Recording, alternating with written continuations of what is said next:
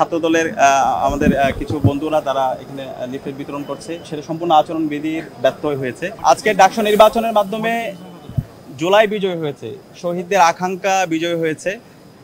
আমরা শিক্ষার্থীদের স্বতঃস্ফূর্ত রেসপন্স দেখতে পাচ্ছি। এখন পর্যন্ত 2টা কেন্দ্রে গিয়েছি, সেখানে শিক্ষার্থীরা স্বতঃস্ফূর্তভাবে আসছে। আমরা বিশ্বাস করি ঐক্যবদ্ধ শিক্ষার্থী জোটের আমাদের যে প্যানেল, শিক্ষার্থীদের যে আকাঙ্ক্ষার কথাগুলো আমরা বলেছি, শিক্ষার্থীরা আমাদের উপর আস্থা রাখবে এবং আমরা যে ভোট দিয়েছি সেখানেও সামগ্রিক পরিস্থিতি আমাদের কাছে স্বাভাবিক মনে হয়েছে। তো আমাদের আরেকটু অবজার্ভ করতে হবে, আমরা পর্যবেক্ষণ করছি সামগ্রিক বিষয়।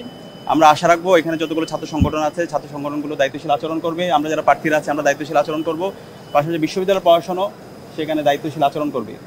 একই সাথে কয়েকটি জায়গায় আমরা ব্যর্থ দেখতে পেয়েছি।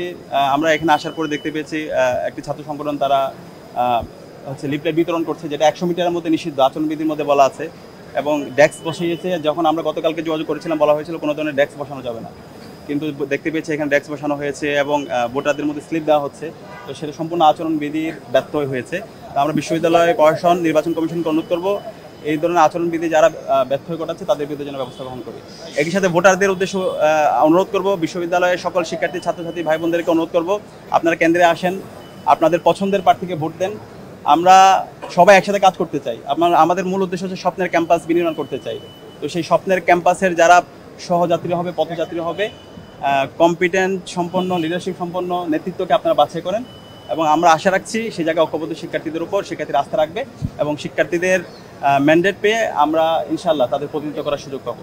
এটা হচ্ছে ইতিমধ্যে আপনারা একটু হাঁটলে দেখতে পাবেন, আমরা সকালেই দেখতে পেয়েছি। আমরা আপনারা বিশ্ববিদ্যালয় প্রশাসনকে আমরা জানিয়েছি। আমরা দেখতে পেয়েছি ছাত্রদলের আমাদের কিছু বন্ধুরা তারা এখানে লিফলেট বিতরণ করছে এবং একই সাথে যে ডেস্কগুলো, সেই ডেস্কগুলো যেটা হচ্ছে আচরণবিধি লঙ্ঘন বলে আমাদের কাছে মনে হয়েছে এবং সেটা বিশ্ববিদ্যালয় প্রশাসনকে আমরা জানিয়েছি। আপনার জয়ের ব্যাপারে আপনি কতটা আশাবাদী? আমরা শিক্ষার্থীদের স্বতঃস্ফূর্ত রেসপন্স দেখতে পাচ্ছি। শিক্ষার্থীরা আমরা ক্যাম্পেইন করার শুরুর পর থেকে শিক্ষার্থীরা স্বতঃস্ফূর্তভাবে আমাদের কথাগুলো শুনছিল।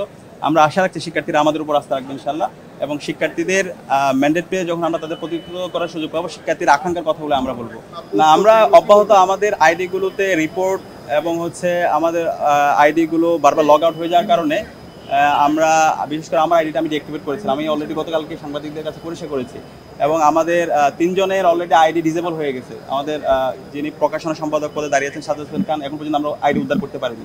তো সেখানে সেফটি কারণে আমি কিছু সময় আমার আইডিটা ডিঅ্যাক্টিভেট রেখেছিলাম, এটা আমি গতকালকে জানিয়েছি। তো আমরা আশা রাখবো আমরা সুস্থ ধারা রাজনীতি করব। এই ডাকসু নির্বাচনের মাধ্যমে আমরা সারা দেশকে চমৎকার বার্তা দিব, কারণ এই জুলাই আন্দোলন এই ঢাকা বিশ্ববিদ্যালয় থেকে শুরু হয়েছে এবং আমরা আজকে ফেসিবাদ মুক্ত বাংলাদেশ পেয়েছি। সুতরাং এই ঢাকা বিশ্ববিদ্যালয়ে আমাদের সবাইকে একসাথে কাজ করে গণতন্ত্রের একটা চমৎকার নজির স্থাপন করা দরকার এবং এর মাধ্যমে আমাদের বাংলাদেশকে আমরা গণতন্ত্রের একটা স্থায়ী রূপে একটা ম্যাচিউর পজিশন আমরা যাবো বলে আশা করছি। তো সে জায়গায় সকল প্রার্থী, সকল ভোটার এবং নির্বাচন কমিশন সবাইকে আমাদের দায়িত্ব আচরণ করতে হবে এবং আমরা আশা রাখছি সেই যাত্রায় আমরা একসাথে কাজ করব।